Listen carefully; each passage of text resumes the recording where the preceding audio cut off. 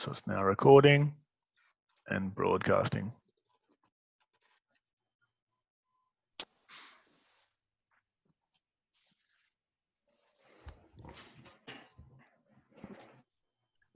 So participants are starting to come in now. So guys, as you come in, we will start in a couple of minutes.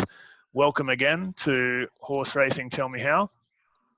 You can see some of the panelists there, but we will introduce them soon. But we will give a few minutes just for all the participants to come in.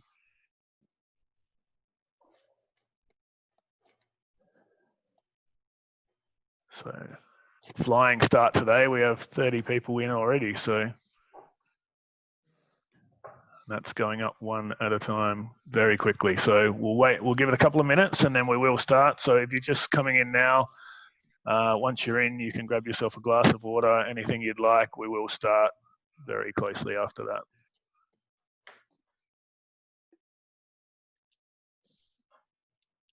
Just for those waiting, I've got a poll here to launch. So we'll start the first poll here just while you're waiting.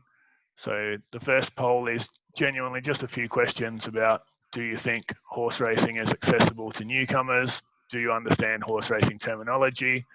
And obviously at the end of the 4 webinars, whether we should lobby some of our experts to come up with some ideas. So we have James Price on today from Woodside Park Stud. We have Archie Alexander, who's a trainer, very well renowned trainer, and we have Kristen Manning, who's a pedigree expert. So if we got Kristen to do a pedigree, James to breed us a horse and take it to the sales, and Archie to train it all for free, that would be a pretty good deal. So so click away, guys, and we'll lobby them for the best deal we can get. Just waiting a little bit longer for a few more people to pop in, and we will start.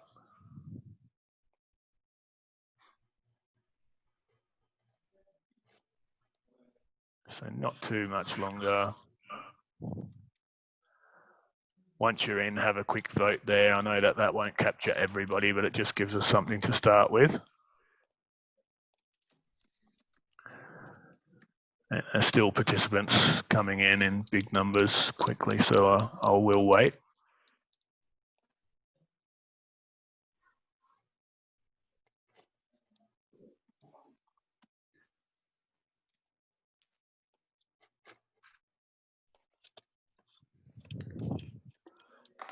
So we've got lots of people that have said yes, that sounds fun. So no pressure, guys, but that would be great. And I'll stop that poll now, and we will start the webinar. So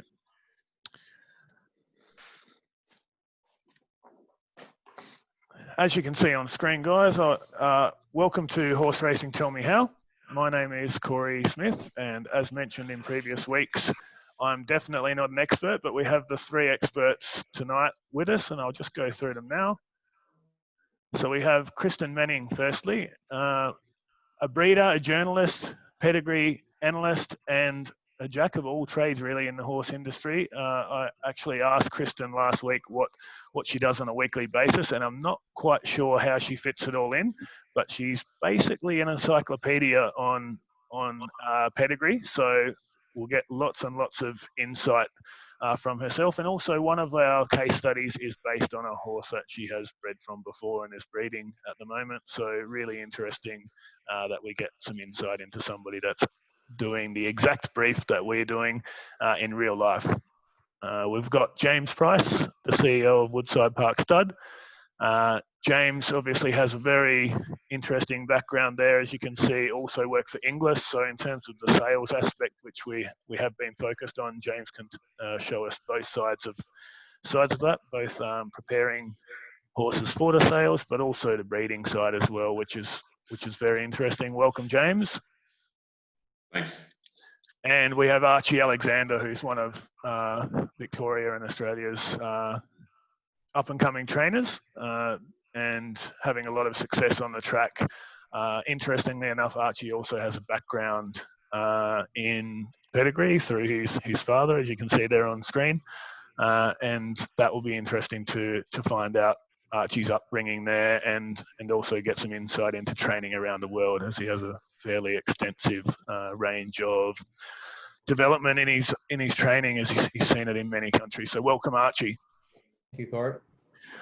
As most of you would have seen in emails and also during the week, we have the common terminology. So I won't go through that now, but if you do feel like you're not up to speed with the terminology, then it's on the Facebook page and it's also in the emails that were sent out. So if you wanted to get that up, it actually has this page and the next page there, and that's available for any of you just to use as a reference as we go through.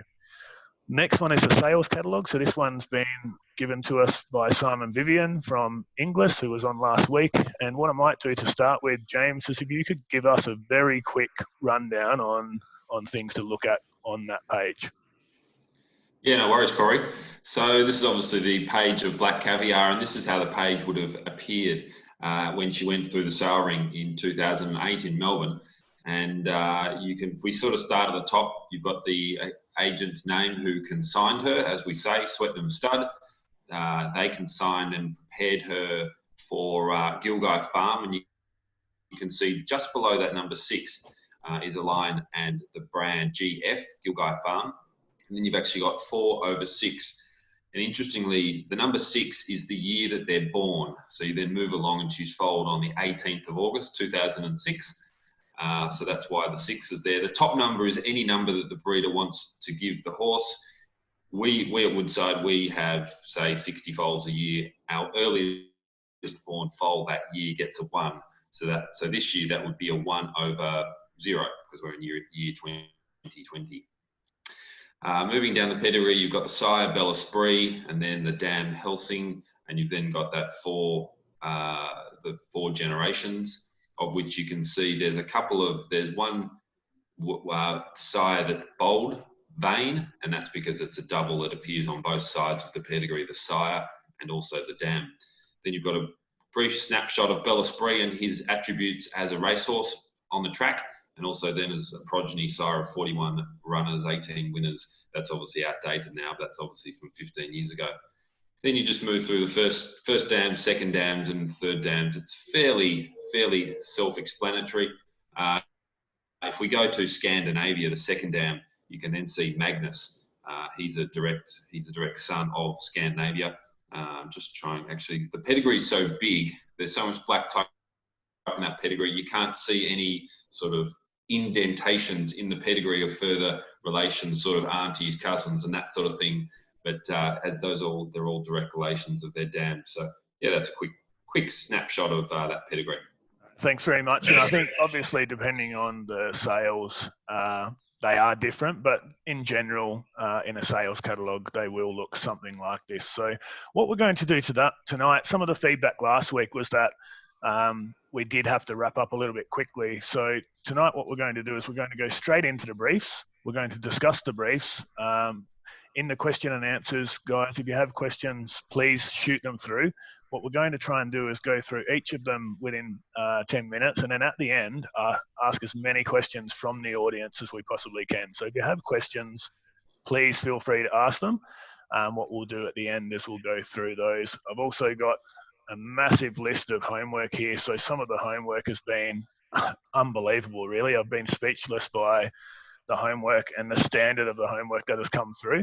We've also sent the homework this week. So Kristen, James, and Archie have a copy of what people sent through as their homework, and likewise have been very impressed. So we're going to go through here to the first brief, which needs no introduction, but Winx. So Archie, obviously if you won the horse lottery tomorrow and you got a horse like Winx, what would your thoughts be in terms of breeding her? So it's obviously a very tricky one because, you know, where do you start? We've got a lot of stallions to choose from.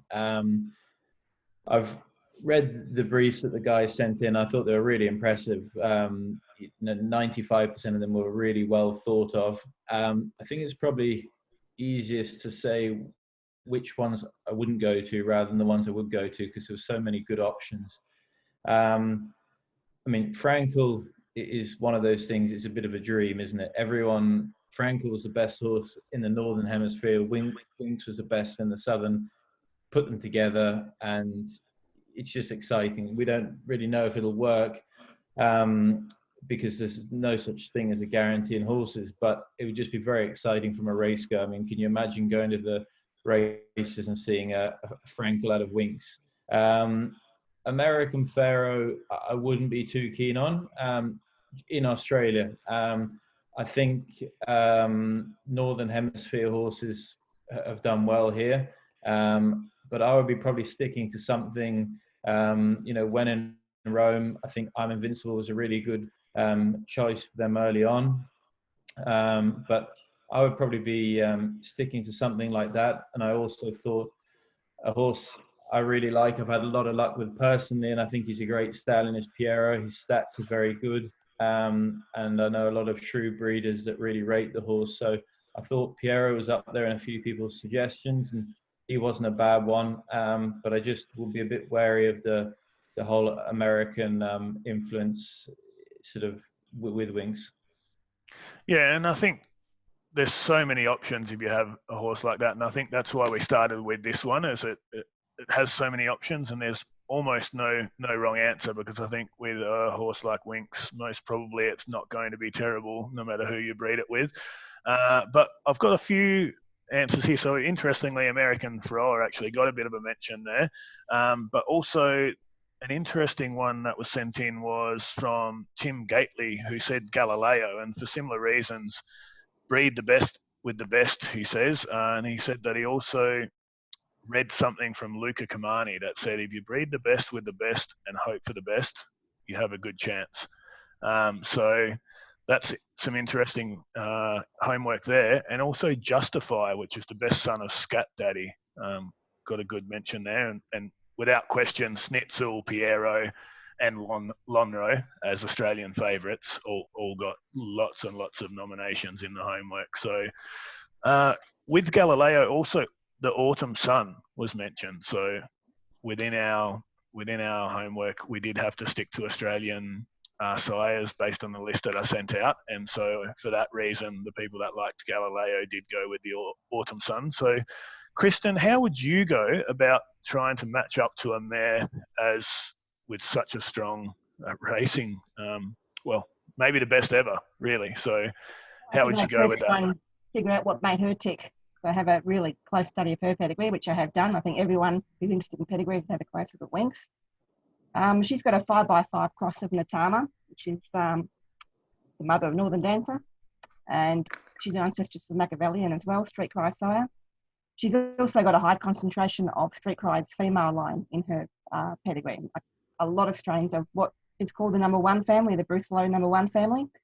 And I think the match with I'm Invincible is quite strong in that way, because he is from that family as well. Yep. And James, I know that it's probably an easy question in terms of what would be involved in getting a mare to come across if it was Winx. If we were to call you at Woodside Park Stud and say, look, we have Winx, we've won the lottery and we'd like to breed her, you'd have no problems finding a spot. But how would you go in general about putting your brood mare at, trying to get a nomination in and then matching to a stallion? What's the actual process from your perspective? I think firstly, if someone would call me to send Winx to a Woodside stallion, I'd be writing out the check rather than they'd be writing out the check, I think. But with the basic process is generally you get a phone call from a breeder and they're interested in one of your stallions. That's why they've picked up the phone. So we then have a conversation about what the mare is and are they a maiden mare off the track? Have they produced? We sort of look at the pedigrees. We sort of chit-chat back and forth.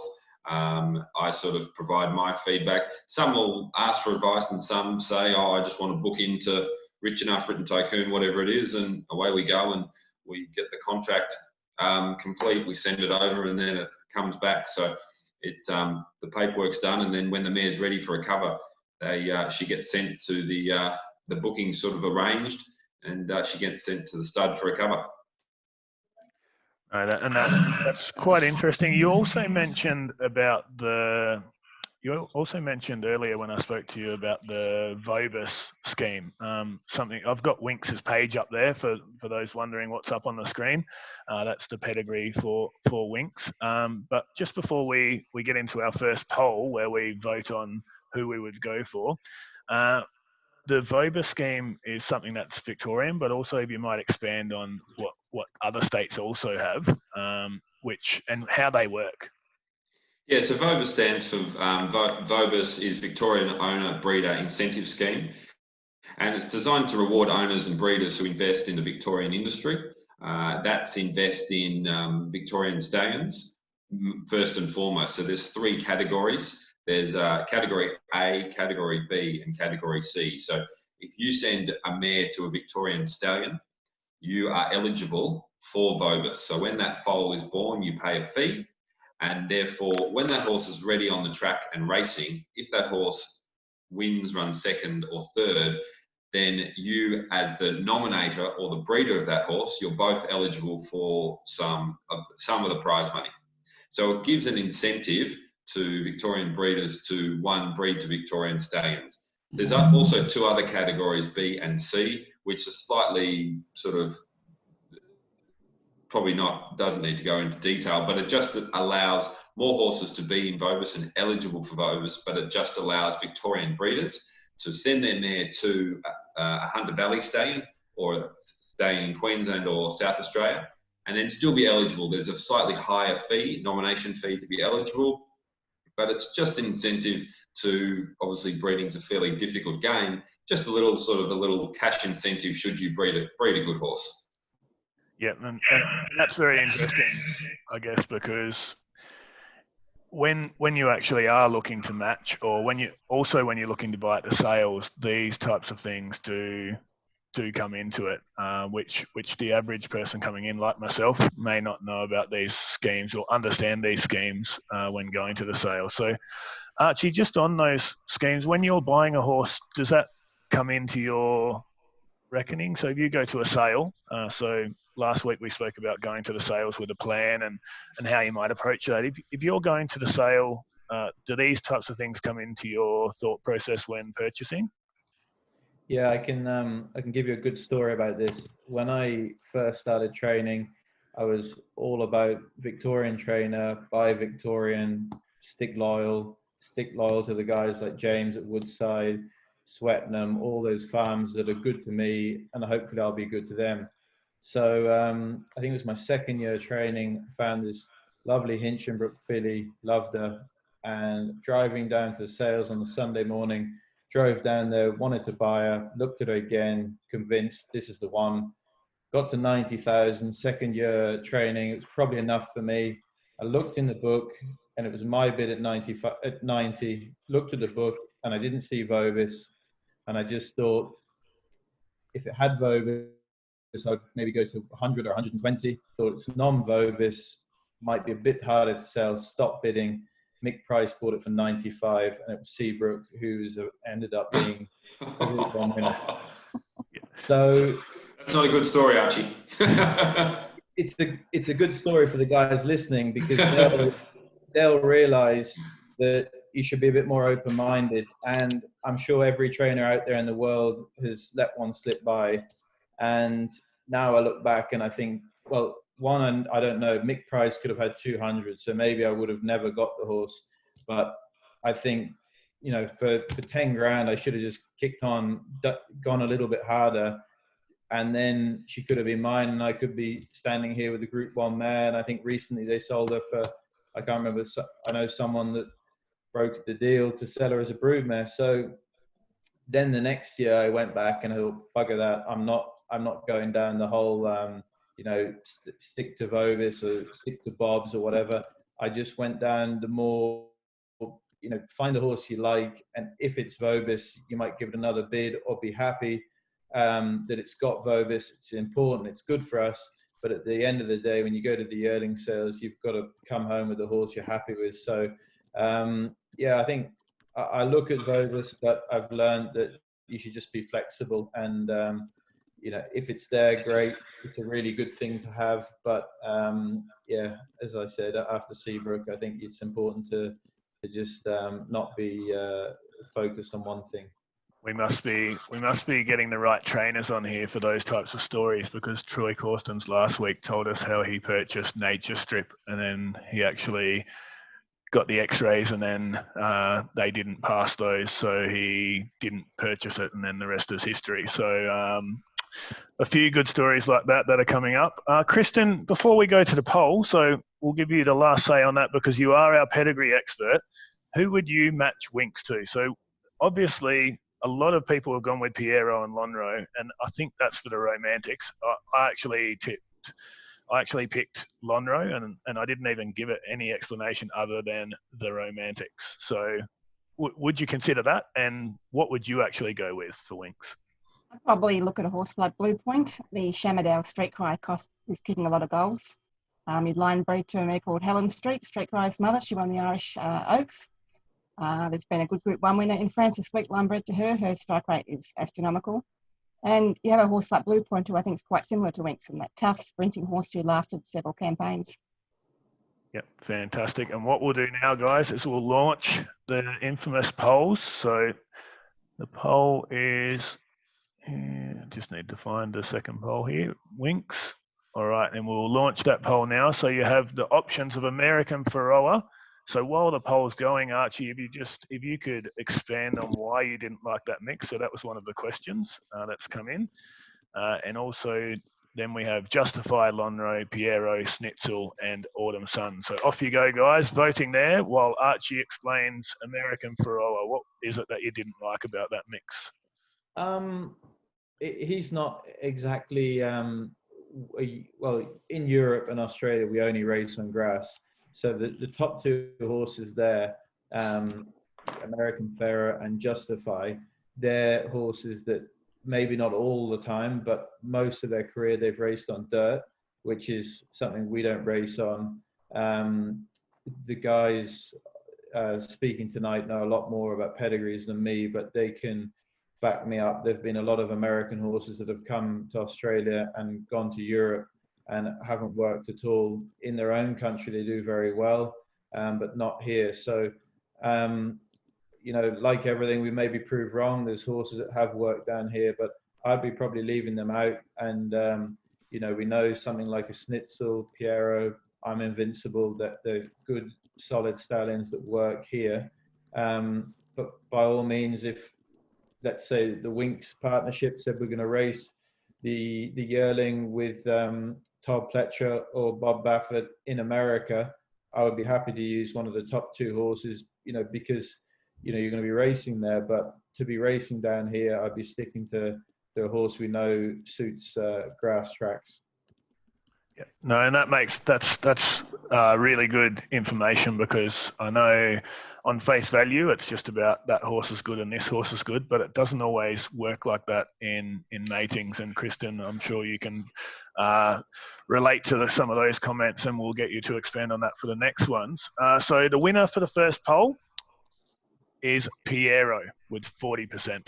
So congratulations, we've sent Winx off there, we've won the lottery, and we've also got plenty of money because we've sent it to Piero as well. So I would imagine that would be a decent horse. So we'll end that poll there. Excuse my pronunciation for some of the horse names. I think my industry is soccer, and I can pronounce lots of soccer players' names which other people can't, but when it comes to horses, sometimes I get the pronunciation wrong. So apologies in advance for that. The second one is an interesting case study. So I've gone for Blazing Schnitzel, and the main reason for that is I knew with unlimited money we'd get a lot of people looking at Piero as an option, but also with unlimited money, it opens up for plenty of things. So this mare actually, with her racing career, was going along okay, and then out of nowhere wasn't racing anymore. So I actually emailed Gay Waterhouse about that, and she sent back saying that Blazing Schnitzel was owned by Greg Colivos, who raced, and he also owned part of Piero.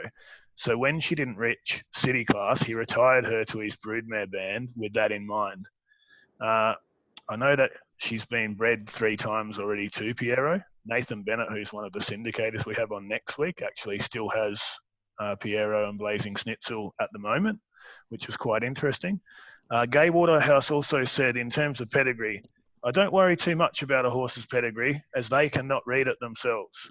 If it is a good physical type, ideally by a proven sire and out of a young mare, I will throw my hat in the sales ring until it exceeds my valuation. I've also had success with unproven sires and older mares, but all I do then is tweak my evaluation. So that's quite interesting coming from Gay Waterhouse. What are your thoughts on that, Kristen, with the matchings to Blazing Schnitzel? Sorry, I was typing some answers the other one. Just touch on that again.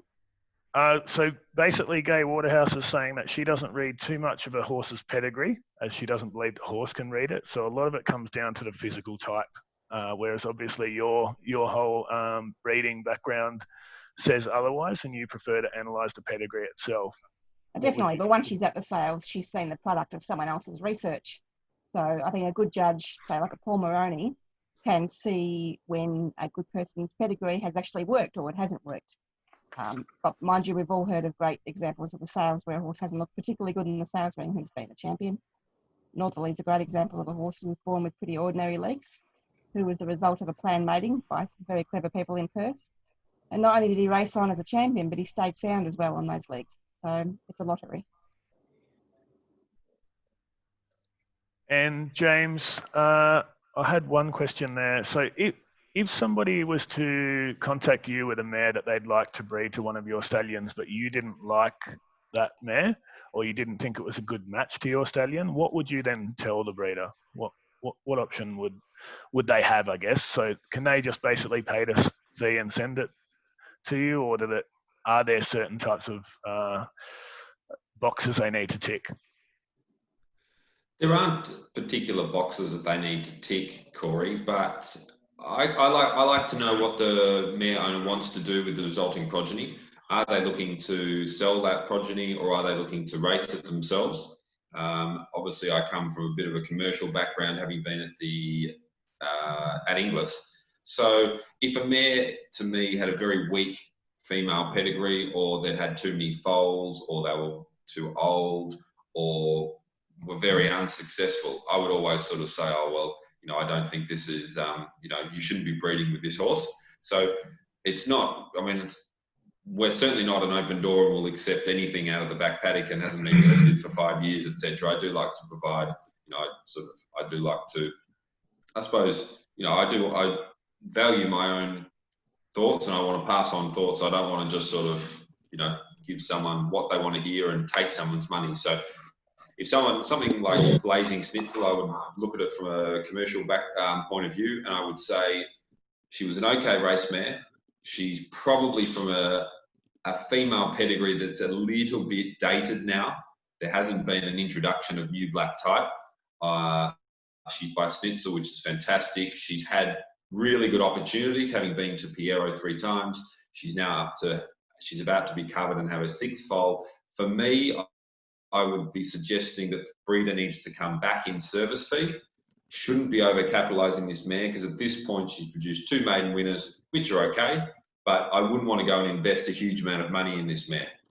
So this mare, for me, based on pedigree, if she was presented to a Woodside stallion, I would say you would go to a Rich Enough. And I base that on Rich Enough hasn't had a huge crop to race yet, but you go back to Written Tycoon, he's mated very well with things like Best in Show, which is carried through Reduced Choice, and then has lovely sex balances through Snippets, Grey Sovereign, who comes through Snippets, and My Baboo. So Rich Enough would be my suggestion for this mare. Yeah, and interesting, Genevieve Gill actually had Written Tycoon for that one. Is that my microphone, or is that feedback coming? Must have come through one of the others. Archie, just a quick question for you. Having a look at the homework in front of you from the participants, is there any that jumps out at you as being a really interesting match? I actually can't see on my homework. I've got all the first options, and I don't have I'm looking at my emails now. A lot have gone for Piero, a lot have gone for Lonhro. Once again, we've also got Rubik. So Rubik with 71% match with Encosta de Lago, with the Danehill cross there with Rubik. We also have some I Am Invincible and also one I Am Immortal from Steve Tui. So looking at that line as well. So any thoughts on those? So I think what James says makes good sense. Like my dad, like you said, he's bred horses before, and I'd often hear him saying something like that. You know, the horse has been given a good shot at succeeding, the mare, and I'm not saying they're failing, but a little drop back in price for a stallion and just trying something a bit different will be a good idea. As far as young stallions go, I think Rubik is an incredibly young, exciting stallion. He's only had, I think, the guys will correct me if I'm wrong, but I think he's only got 3-year-olds, 2 and 3-year-olds, and he's already had an Everest winner. The vibe's very good on him. We bought a yearling last year and tried to buy a few more. It's early days. He's probably had 2 gallops, but we like our Rubik. And so I'll be probably leaning towards Rubik. He's a good young sire, and probably work with this mare. Yeah, no, and that's so with the Piero mix. So obviously so a lot of people have gone for Piero. She's obviously been bred to Piero twice with runners, and then now there's a third one that's yet to hit the track. I've heard bandied around a lot that the third time, sometimes if you send a mare to the same sire, the third one is the one that has the quality. Is that something that is a pattern across horses, or is that something that might happen a few times and a certain trainer or a certain vendor might be interested in that line and continue it on? What's the thoughts in that, James? Sorry, just say that again. It just broke up a bit. So with Piero, it's been bred to Piero. She's been bred to Piero twice, and there's a third one yet to hit the track. Is there any truth in a third one? So as you continue that line on, so the third breeding of 2 horses being the strongest, is that I've heard that bandied around. Is there any truth to that, or is that more of yeah? Maybe that question is not the right one. In terms of going to Piero again this year, I wouldn't, because you're running the risk that there's nothing to say that one Piero is not going to be a champion and another Piero won't be slower. Kristen would have numerous examples of full relations which one's exceptional and one's can't get out of its way in a dark alley sort of thing. But commercially, I wouldn't send it back to Piero just because she's had a chance, and at this stage they're moderate gallopers. So you're running a risk that when you send this progeny to the sale ring, she proved to herself that she cannot produce a good runner by Piero. So you best look elsewhere. And so, Kristen, with something that's really interesting here is with unlimited money, and this is what we were getting at, is sometimes it's not about the cost of the stallion, it's more about how it matches to the mare. So you've actually gone for Charge Forward, and I actually copied you there, so I'm not going to claim anything there, but I copied your thought process. And Matt Ivy also chose Charge Forward. The combination with Schnitzel has bought 73.1% winners and 15.3% stakes winners out of Red Ransom. Is that correct? I know, Charge Forward and Schnitzel combination. Yep. Yeah, 26 runners, 19 winners, 4 stakes winners, including Esther Jar, who won the Golden Slipper. There's a lot of line breeding in that match. Charge Forward is Charge Forward's second dam sire is a horse called Valid Appeal, and he's from the same sire as Schnitzel. So it's interesting as a pedigree analyst to see that sort of cross early and then sit back and watch how often it's done. And it's quite gratifying when you see it work. Also interesting there was that I'm a big fan of line breeding to great mares. And Democracy is a great mare.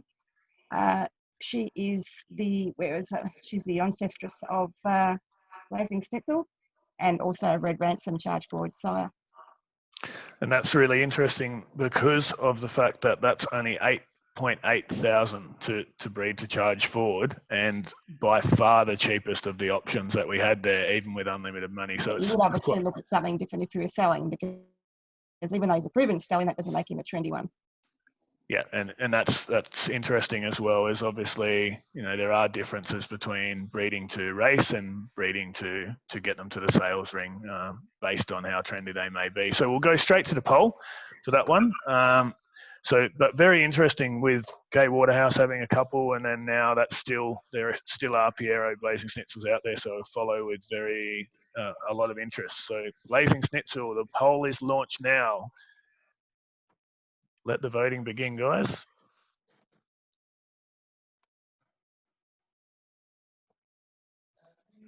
Rubik's getting a few votes there, as is Pride of Dubai. Pride of Dubai was the homework sent in by Luke Barker and Alex Kiriazis. So we hadn't mentioned that one, but that was another one there. Charge Forward's getting a few votes. It's out of Rubik and Charge Forward. It's like a real-life horse race going on here. Rubik's pretty interesting. That's quite a lot of line breeding in that match. His grand name is Shantha's Choice, with Duke's Choice's mother. He's, of course, a sire of Schnitzel. His dam sire, Rock of Gibraltar, is from the same family as Riverman, who is in Carnegie, Blazing Schnitzel's dam sire. Actually, a pretty intense line breeding result there. We'll give that 5 more seconds, guys, and we will finish that there. And Rubik has won with 38%. So what we will do is mention our prizes. So we have, courtesy of James at Woodside Park, we have the Fox Wedge cap there. So we will give that away to somebody who you, am I a little bit distorted there, guys, or is everything okay? You're okay. Yep. So I've got the Fox Wedge cap there. Anyone who had Fox Wedge in their homework chose Fox Wedge, and to match the Fox Wedge, I'll choose a winner from that. So I'll leave that to James to let me know which he thought was the best of the homework for Fox Wedge, and that will go out to them. We also have an Inglis cap here, and we will give that to so I'll speak to Kristen at the end, and whoever she thought was the most compelling of the homework, that will come out to them. So thanks again for Inglis and for Woodside Park Stud. Everyone's been giving us lots of giveaways there, so continue to follow the Facebook page for more giveaways, but we are trying to reward those who put in the effort with their homework. So we'll move on now to our next mare, which is Princess Enna. Once again, very interesting, and they are a little bit left field when we choose them. Just get my Princess Enna paperwork here. So the reason we chose Princess Enna is because on the track, she doesn't have that much of an interesting background, but her pedigree is quite interesting. Would that be true, Kristen? Yep, she's by a champion stand in Costa del Lago. Her mother's a Group 2 winning Danehill mare. She's a half-sister to Black Mix, who I think from memory was Longro's first stakes winner, and she's the dam of Sosie Bond. So not only is it a strong black type family, it's a strong happening family. So even though her race record was average, her pedigree is top class. Yep, and I'll move across to her pedigree there. So there it is there, quite strong. And James, what was your thoughts on that? You went for I Am Immortal. What was your reasoning there? I went for I'm Immortal because I like the sire line of Invincible Spirit here in Australia. I like I'm Immortal. He's a very fast early 2-year-old, which we look for here in Australia. So that's sort of the reason why I went for him. Yep. And Archie, just to come to you, you actually have a horse at the moment by Hinchinbrook. Is that correct? Yep, that's correct. And you also, Dewhurst, which is in your stable at the moment, has a similar page. So obviously you do like this this page. What are your reasons for that? Well, I think, like Kristen said, in Costa del Lago is really, everyone in breeding knows that's a great broodmare sire. So as a trainer, you look for what's worked for you. And a couple of years ago, we bought very cheaply a stakes winner, and she's out of an Encosta del Lago mare. So as a trainer, when you go back to the sales a year after, you see something like this, and that sparks your attention. The mare, like the guys were saying on the track, she didn't do a huge amount. It's a deep black type family. There's plenty of black type in the page, and going off the actual mare, Princess Anna, onto the offspring, the yearling, exactly like Gay Waterhouse said, sometimes you look at a physical, and the mare can throw a really good type, and the type we bought was a Hinchinbrook. And again, Hinchinbrook is a good sire, and Costa del Lago is a great broodmare sire. So you're stacking the odds on your favour. Good physical. Okay, the mum wasn't a superstar, but I think you can't have everything. It's very rare, as the guys will know, to have a good mare, good sire, good page, good physical, everything. And then your owners will say, and can you get that for under 200,000? Well, it's very difficult. So you've got to give or take something. And I hope Gay Waterhouse, it summed it up. I mean, sometimes you really fall in love with a horse, and if they're a good looking horse, you have to sort of take in and leave some things. And I think the most important thing when I saw the page was the Encosta del Lago there. Yep. And a question for James. Archie mentioned broodmare sires, but what's the significance of the broodmare sire for those of us untrained? I know that it is quite important in a pedigree, but most people would firstly look at the dam and the sire. What's the significance of the broodmare sire? I suppose you look at the broodmare sire, and I mean, they're almost as close up to, if we're talking about the resulting progeny, well, if we put it in simple terms, the sire is the dad, and then the dam sire is the mother's father. So you're talking very close, closely related and closely influencing the progeny, I guess.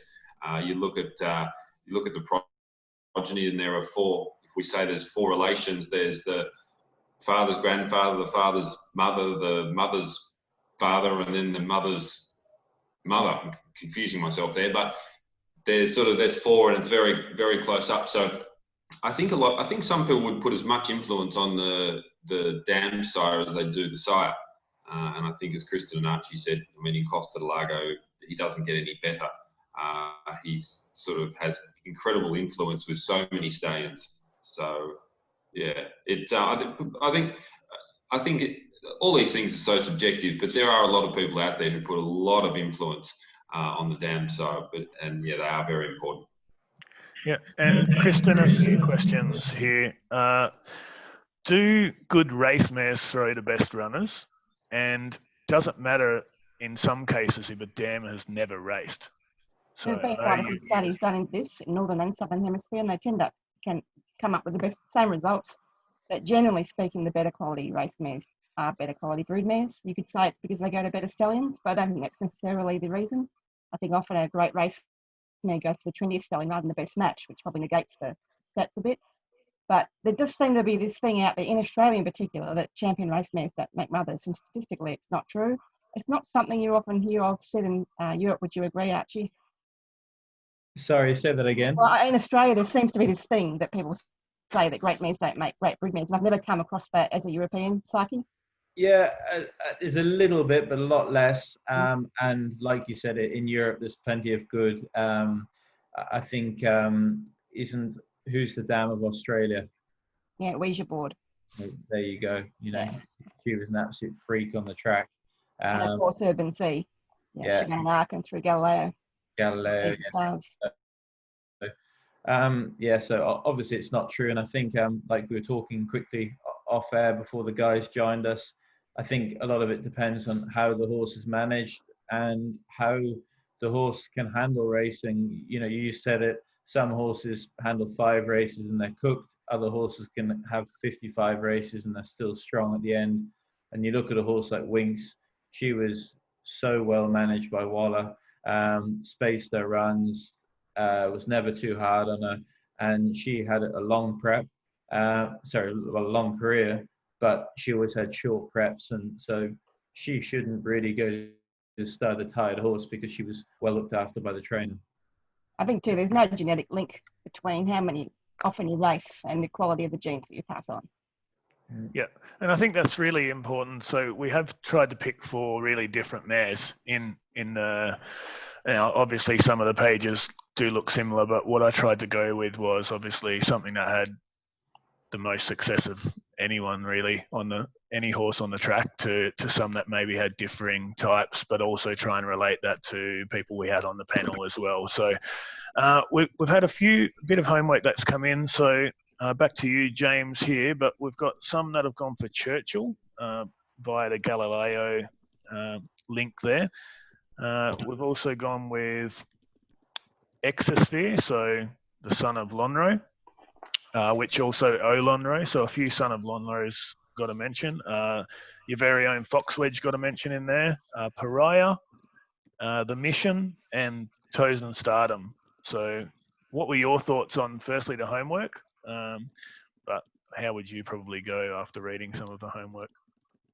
I thought I commend everyone who's done the homework. I wasn't really sure sort of the level of sort of ability and skill, but there was some incredible things. I think I read. I think Louise Mason. I read was going to send Winx to territories, and then I learned talking to Kristen earlier that she's involved in a Pedigree monthly meeting, and so just reading sort of why Winx would go to territories is a little bit the reasoning on how we breed our stallion Cable Bay. So I congratulate everyone sort of who's listening in on your homework, and some are just beginning, but some are obviously sort of so in depth and must spend hours in doing that. Interestingly, actually, we talk about good race mares not producing, or slow race mares not producing, or something. I think if we get too pigeonholed on sort of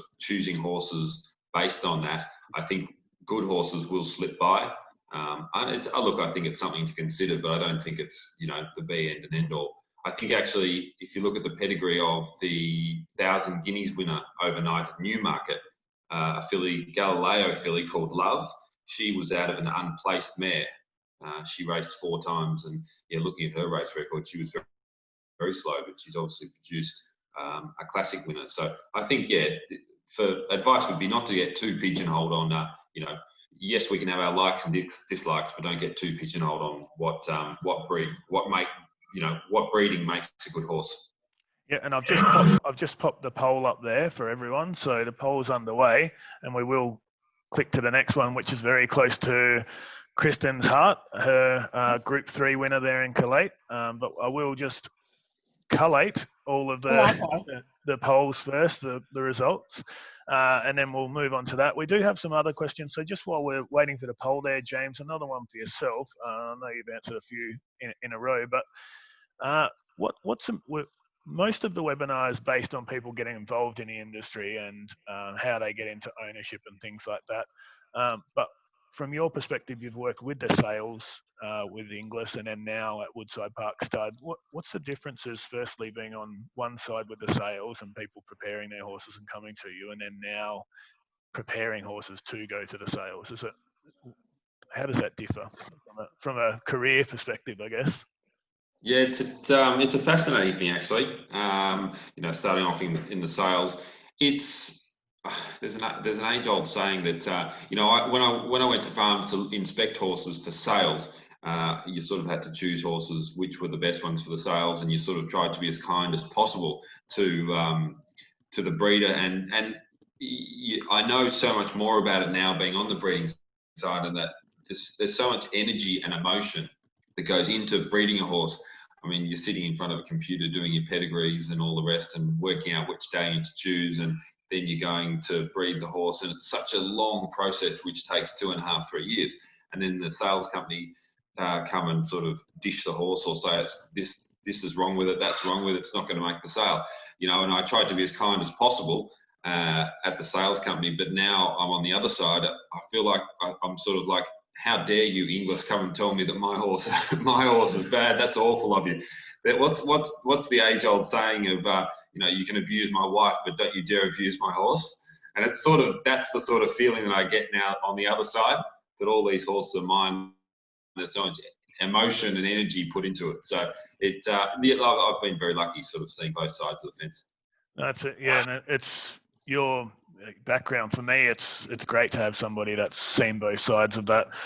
So the winner of that poll was quite close this time. It was Churchill with 23%, and I Am Immortal with 19%, and then Fox Wedge, so from Woodside Park Stud there with 17%. So very close, that one. Lots of ideas, and well done to everyone. So we're on to Collate. So I'll come straight to you, Kristen, for this, because she's actually in foal at the moment to Spirit of Boom, I believe, which we only gave them an $11,000 budget for this one, so they wouldn't be able to send her to Spirit of Boom again.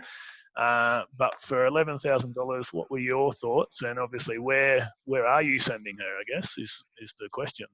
Well, I'm really proud of Collate because neither her sire or her dam raced. So I think she's a very good example of how you can upgrade a family with the right sort of pedigree.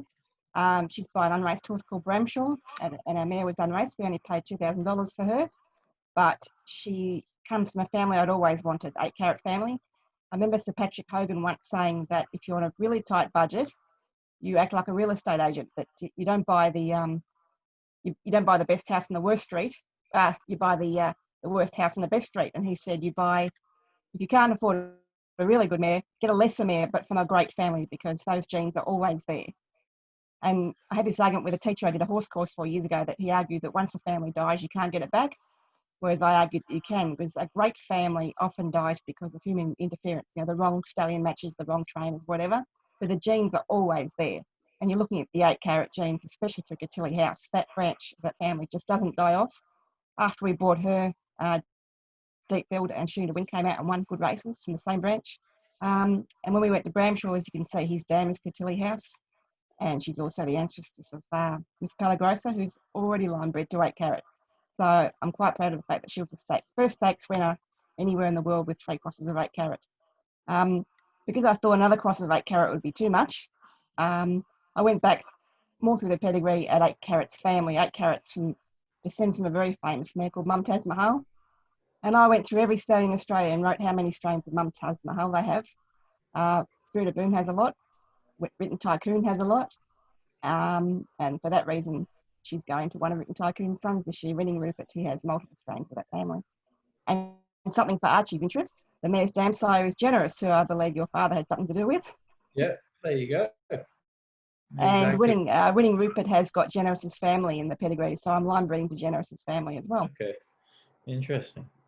So when we vote there, it will be interesting to see if in our voting we actually vote for. I've put Winning Rupert in there, Kristen. So it'd be strange that everyone would vote against you there, but it's not out of the realms of possibility. But we'll make some counter arguments here. So obviously, Miss Palagrosa is going to James. That's right. This year with Rich Enough. Was that correct? Was that? Yes. Yeah, she's already got a Rich Enough colt who we absolutely love. He's probably the best foal the mare's had. All right. So, James, I'll go to you next. So, you actually chose Denman. So, funnily enough, a lot of people went for Woodside Park horses on this one again, but you've gone with Denman. If you could give us your reasoning on that. And also, for those that have gone, so Steve Toohey and Deanne Hutton have gone for Fox Wedge with the 8-carat heavy pedigree. If you could sort of, one, tell us why you've gone for Denman, but two, also expand a little bit on what your thoughts on Fox Wedge matching this broodmare would be. I thought of Denman.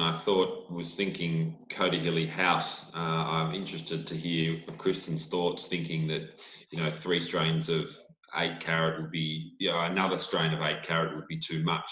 I like the idea of 8-carat. So in Denman, he appears through Lonhro. So you've then got 8-carat right at the top, right on the top branch of the pedigree through a son, and then you've got it right at the bottom. through a female. So that's why I chose him. Yeah, I think there's a chance she'd go to a descendant of Lodmer at some stage. Phew. Yeah, I think One of that's... those constellations, a mare that I had something to do with years ago called Hearts and Arrows. She's the dam of Jonker. She's going to Pierata this year for that same reason. Yeah, and I've got some interesting other ones here. So obviously Seamus Award and Showtime, so with the Schnitzel angle there, and also some Sebring angles there with Dissident, and I went with Ring a Ding Ding just for something different, which is a bit of a risk, which I'm sure as the breeder you wouldn't like to take those same risks. But what were your thoughts on the Sebring and Schnitzel lines there? Sebring and Flying Encrusted Lago have got a lot in common. Sebring's out of a Flying Spermere, and he's from the same family as Encrusted Lago, and that cross works quite well. But also like Fox Wedge, I'd be a bit wary about the close inbreeding to Danehill, which statistically is not flash. Yep, and were there any bits of homework that really stood? I'm sure you would have checked the homework for this one a little bit closer than the others. I haven't Kristen, yet, but I will. Are there any there that stood out for you on first glance? Have a look.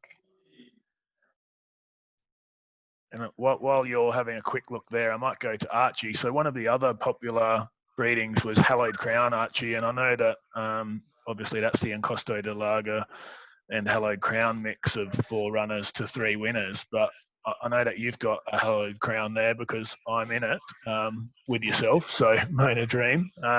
So your thoughts on Hallowed Crown, I guess, as a sire, and also on that, I know that it's probably a more popular sire overseas than it is here, and why that is, and what other sires from your experiences around the world are more popular in Europe than they are here.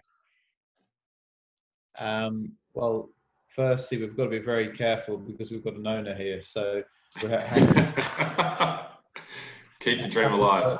That's fine. I'll pay my fees whether it runs or not, Archie. So we have to tell them some good things. Anyway, no.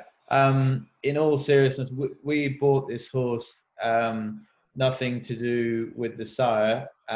It was through just a bit of a family connection. My dad was involved in buying, if in sort of human terms, this horse's aunt in England, a very fast sprinter. And we just saw the horse, liked the physique, Hallowed Crown. We could take it or leave it. We really liked her on physical. And obviously you're in her, so you've been getting my weekly updates for sort of the last year since we bought her at Magic Millions. And it's funny, the guys have seen a lot of horses at the sales. We bought this horse, anyone would have said it was going to be a 2-year-old, and physically she's just taken time. So now we're late in her life, turning 3 soon. And actually in the last probably 2 weeks, the penny's dropped and she's really coming along well. She's had a couple of gallops recently. She's probably a week or 2 away from a trial, and really starting to switch on. So she was a Hallowed Crown that looked like she was going to be very fast, early type, and she's taken a bit longer. So again, I think early on we were talking about pedigrees. I think James said it, you can't get too tied up on one thing. But then sometimes you buy another horse you think is going to need time and it surprises you and it's early. So I think pedigrees are really important and good to look at, but at the end of the day, they're an individual, and also different trainers will bring out the best and worst in different horses. Yeah, and I've just popped the poll up there for everyone again, so this will be interesting. So far, Winning Rupert is winning. Kristen, you'll be pleased to know, but it doesn't have 100%, so that's... asked about the homework. I thought Matt Ivy came up with Shooting to Win. I probably wouldn't inbreed to Encosta Lago that closely, but I do love him and Deep Field for his dam because we line bred to Cotilly House. I'm a big fan of when the Siren dam came from the Sun family. I'm not talking about brothers and sisters and close up, but there's a lot of strength in the female line, and when you bring the male and female together, I think that's a really successful method of line breeding. The best horse I had anything to do with who I designed the pedigree for a client was actually by Dane Wynn out of Cotilly House, and the mare's granddam was Cotilly House. That's quite close, but it worked. All right, so we'll just wind up with that one there. So Winning Rupert will win with 46%. Interestingly, second was Denman, so they're backing in the panelists with this one. Fox Wedge also gets a little 12% there, so that's our top three. Archie, it doesn't look like you've promoted Hallowed Crown enough there to get it over the line, but we're sending Collate. Is that how I say it, Kristen? Right.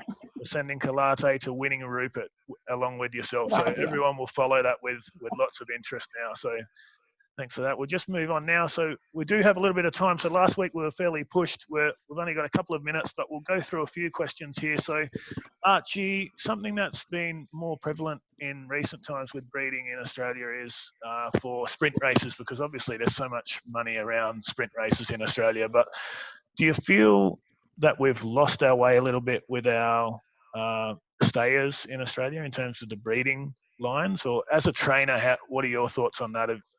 How are things changing for you as a trainer from your experiences overseas to starting out here to now over the past sort of 3 or 4 years? How have your approaches changed, and what are your thoughts on staying races and breedings? I think it's a really good question, and it's a never-ending debate and topics that, you know, whether you talk to vendors, purchasers, owners, trainers, everyone's got their opinion. But I think it all comes down to I was about to say most owners, a lot of owners, they don't want to wait forever, which is completely normal. You buy a horse, and if, let's say, I bought a really backward, lovely, like a Fiorente, an American, one of those, that style of proper staying horse. And I said to the owners, look, this is going to be a really nice horse. It's a yearling now, and it's going to run as a spring 3-year-old. Straight away, you've lost the owner there. I mean, they're happy to wait, but they don't want to wait that long. On the other side, you buy your horse at the Magic Millions and you say, this is a really, really sharp 2-year-old. It'll be trialing in 8 months' time, and it'll be racing the first week in November down the straight. So it's January, and you think, wow, we're going to be racing in November, December. They're already excited. You've got them hooked, and an owner is nice and happy because they're going to the races so quick. And well, we've got owners that are very happy. They say to me, look, Archie, take your time. Doesn't matter when the horse comes right, we'll wait.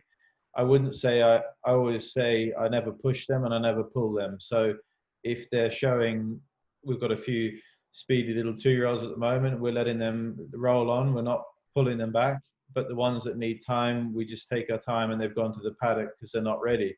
You only have to look at in the Spring Carnival, all the big staying races, look beside their name, you see the IRE, the FR, all the international pedigrees coming over, and it's crazy. Sometimes you see 24 runners in a Melbourne Cup, and maybe 4 are born and bred in Australia. So I think Australians have tried to do it. The 2 Melbourne Cup winners, Fiorente and American, they've stood here, but the guys are trying really hard to promote, to, you know, you hear it, they want to breed a stare in Australia and they want to breed a Melbourne Cup winner, but they go to the sales, and James would have seen it from both sides of the fence. If a Rubik or a Written Tycoon or a Schnitzel is there against an American, go back 2 years ago, everyone's off the American because they're going to take too long, they're going to be too slow, there's not enough staying races in Australia, and they'll just fall to the other way, which is, you know, what we do at the yearling sales. We sort of go for that sprinter miler, and if we want a good stayer, we try and buy them overseas or in New Zealand. And the money's very good for staying horses, but you do need to be patient, and some owners just, especially a new owner into the sport, quite rightly, I'm not blaming them at all, they've just bought into a horse and they're paying the training fees. They don't want to wait 2 years. They want to get to the races, which is normal. We would all be the same. We want to get on with it. And I think that's the problem Australia has. And There's obviously a lot of money in Golden Slippers, Blue Diamonds, Magic Millions tour races. They're quick returns, and then you can go to the sales and buy another yearling. Yeah, and I think that's important for last week we spoke a lot about the differences between maybe buying 100% in one horse or buying 10% in 10 horses, and how spreading your money across to give yourself the best chance to have more fun as somebody coming in as a new owner. So that's interesting there. If you're going to go for a stayer as an owner, then maybe that is a good way to go.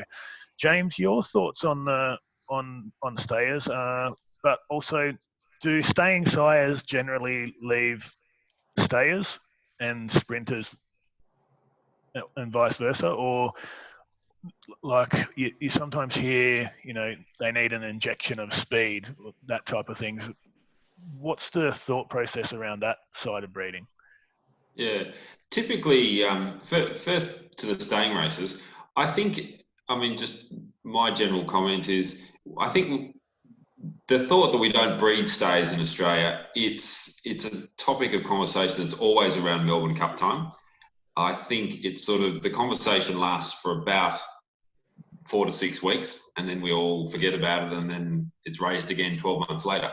I think we do get a bit too hung up about it. I think we should, we can't be good at breeding everything. I mean, Australia breeds the best sprinters in the world. Let's pat ourselves on the back for that, and, let's celebrate that. Europe breeds the best stayers. They always have. Completely agree with Archie that, owners it's an expensive game, racing horses. So owners want a quick return. So, there are a few studs out there. We're standing, Tosin Stardom, he's not a sprinter, he's a miler. He's probably going to get 3-year-olds ahead of 2-year-olds. So, we're standing him, we're backing him with our mares, but, you're going to need, we're going to need, and breeders who breed to him, we're going to need a bit of patience. But, that would be my thoughts. I think Kristen probably can sort of talk more about breeding speed with stayer or an injection of speed. There is a theory that, a staying stallion's bred to a sprinting mare, you might get a slow miler. There's probably a degree of that, but it's probably, I'll let Kristen jump in here, but I think it's probably a bit more complicated than that. The question is, what is a staying stallion? Like you mentioned the American being a 2-miler, but not many of our great stallions have been, great stayers of the past have been by really dour stallions, have they? They've usually been something with a turn of foot. Galileo's a great example in Europe. He's recognised the best sire of stayers in Europe. But he wasn't exactly slow and dour himself, was he?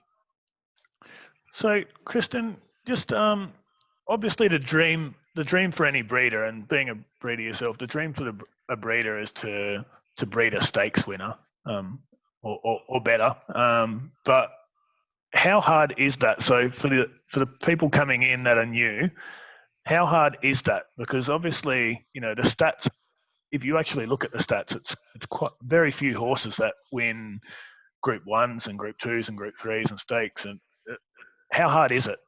I always laugh when the guys on racing.com or various other media outlets say, this is an easy Group 1, or we should have less Group 1s, they're easy to win, because they should try and do it. I've seen trainers who've trained for 20 years and haven't trained a Group 1 winner yet. It's exceptionally hard. I think the stats tend to sit around 4% of all racehorses pay their way. So if only 4% are paying them back, you can imagine how few are actually competing at the top level. But I think that's the thrill of it, the thrill of the chase, trying to overcome the odds. And of course, you can have a lot of fun on the way. You don't have to have a race champion to have a lot of fun with racing a horse. Yeah. And Archie, a question for yourself more on your training experiences, but how does training differ between, obviously you have a background in the UK, but you also were in France, and then you came to Australia, and I know speaking to you, you said that you have changed even since you've been in Australia, your own ideas, and you like to put all of the ideas you've got from everywhere into one lot, which is now your philosophy. What's the differences? I think it sounds very, very basic and a bit simple, but a lot of it is straight from the barriers. You see horses in England, they're big open tracks, and they literally just flop out of the barriers, take a position anywhere, it doesn't matter. because you've probably got a lovely mile ahead of you, big wide tracks. You can take your time. It doesn't really matter where you go, and the best horse normally wins. In Australia, take a track like Moonee Valley. The race can sometimes be won and lost in the first 50 strides. So the horse has to be sharp out of the barriers. And even if you don't want to lead, you need to hold the spot. So often, you know, a horse that just is in a mile race at Moonee Valley, if you're slow out of the barriers and struggling within the first 10 strides, it's very hard to win. If you jump really well and you're firmly on the bridle, you're third, fourth with cover, bang, right there. You just need the split to come and you can burst through and win. So you just need to teach your horses to be sharp, and whether that's barrier training or trials, and just to keep plenty of speed in them.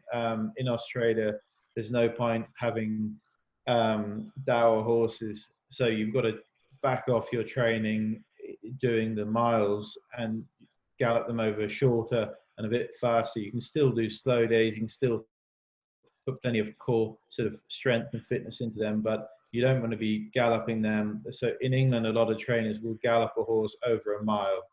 We would only gallop them over 800 meters. So, you know. So I've just got another question there about horses' attitude. So when you're looking to buy horses, does the attitude of the sire come into it a little bit, the temperament?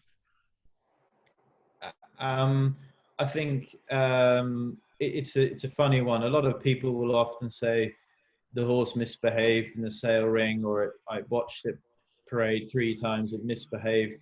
But you've got to take that with a pinch of salt, I think, as well. The horse could be a bit overfed or something. By the time it gets to a good stable, its manners could change.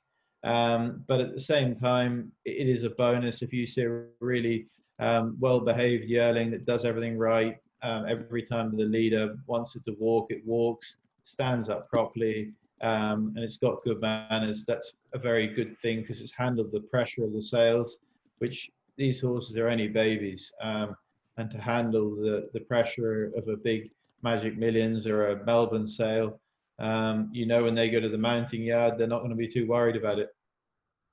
Yep. James, I've got a question here from Ryan Ingram. I'm not sure if you saw it up there or not, but he's just saying if you're looking for weanlings as a pin hooking option, so for pin hooking just means you buy at one sale and sell at a sale later on, or however it might be.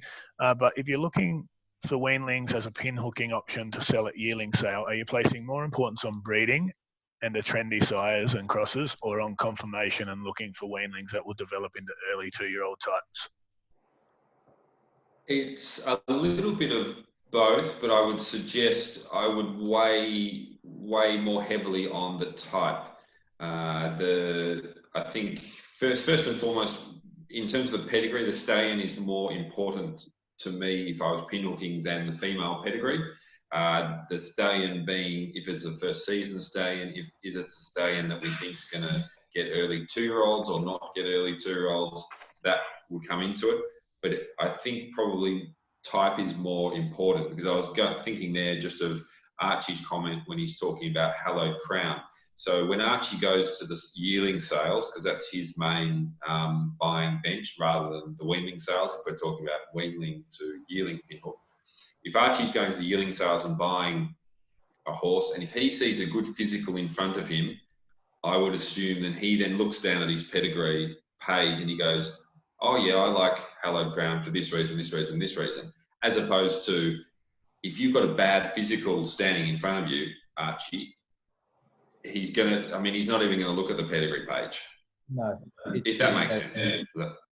It doesn't matter if it's a hallowed crown or a fastnet rock. If you don't like the horse, yep. You just won't look at it again. So it's like James says, the physical is everything. And at the end of the day, it's a bit of a cheesy quote a lot of trainers say, but the horse doesn't run with its pedigree, it runs with its body. And you need a good body, good legs to get from A to B. You don't need a sort of a page. It doesn't run with the page. Yep. So what we might do, Kristen, you've been answering questions really quickly there by typing them to people, but I might just ask one last one to you there so we don't skip you off because you've been so vigilant there answering away. But how many horses get bred that just don't make it to the sales? So in your experiences, how hard is it to get a horse to a sale? It's very hard for a smaller breeder. The sales are dominated by the bigger studs, the bigger breeders. It's very hard to make a profit at the sales. You might look at the average price at a average sale and say 40,000 sounds good, but it costs about 40,000 to get the average yearling to a sale. I find over the years a lot of people breed because they love doing it. They love raising horses. They love the involvement in racing afterwards. Not necessarily in it for the profit, because if everyone was just in it for profit, people wouldn't last, would they, Archie? Owners in particular. No. I've only ever bred to sell once, and I didn't really enjoy the experience. We didn't make a profit, but we managed to stay in a horse, which was fantastic. We sent the bed of the staying because it was a great pedigree match, but in order to, it was a foal share because we couldn't afford that staying otherwise. So we had to sell him, but in saying that, I think I've given them every chance by going to the right stallion. But breeding to sell and breeding to race are two totally different things. Yep, and I've spoken to you a lot over the past few weeks. You've been very helpful on the show, but also just about if there's people out there interested in that side of things, how they would actually get involved. I think for us newbies in the sport, it is quite an interesting idea of breeding a horse from the start all the way through. One last one for Archie. Obviously, with my soccer background, I think. So if you look at, say, a Barcelona who likes to pass the ball around and that type of thing, and then you look at a Stoke City that likes to launch it long and get it in the box and that type of thing. And in my coaching career, I look at certain types of players that I like to have in my system. As a trainer, do you look at certain types of horses that suit your training, or do you just see a horse at a sale and you like that horse and then you adapt as a trainer to get the best out of it? I think it's a really good question. I don't think you can certainly say, okay, I've seen this Cable Bay, that's going to suit me. That doesn't always work that well. I think what happens is by fluke, you find out what works for you. So in his first crop, I bought a Piero he's got a great name, so everyone probably knows him, Connery, at a Sean Ballymore. So Sean Connery is an easy one. So he's tough as nails. He eats, he sleeps. You can work him hard. He takes it all well, and he's been a very good, like a nice, handy horse. I think we paid 100 for him, and he's won 3 city races. He's probably won 150, 100 to 200,000. So he's done a good job.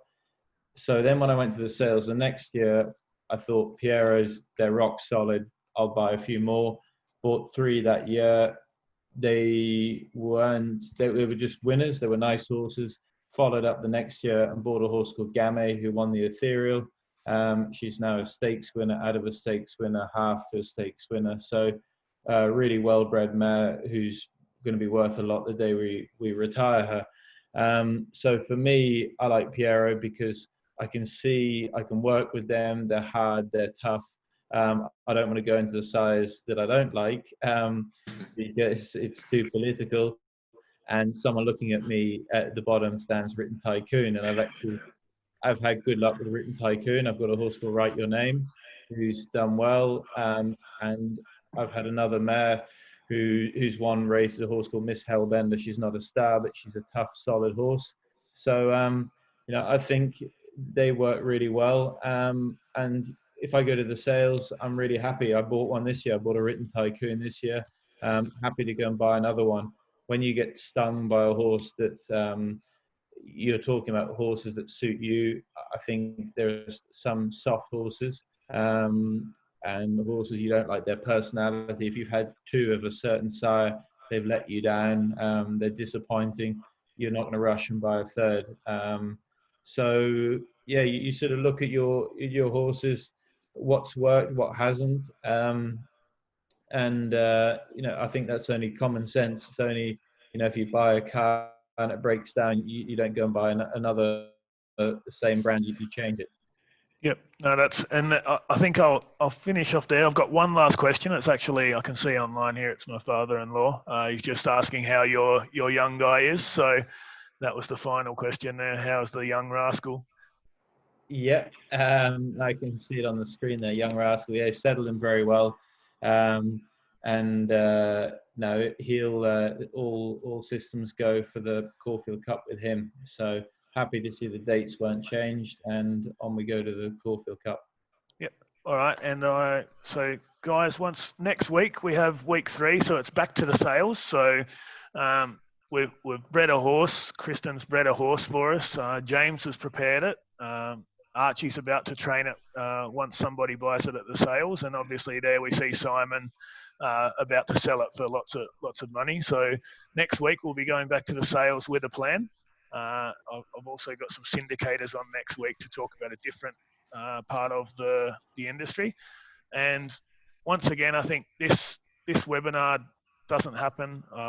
Series of webinars doesn't happen without our panelists and our professionals. So Kristen, thanks very much. I know that you're more than happy to speak to people on an ongoing basis if they have questions about anything to do with breeding, and you're very active on Twitter and things like that. So I've found it a dream to be able to talk to you, and you've given me lots and lots of information over the last few weeks. James, the same. Wish you all the best with Woodside Park, and hopefully once the restrictions are off, we can get a group of the participants to come down and have a look through the stud farm and that type of thing.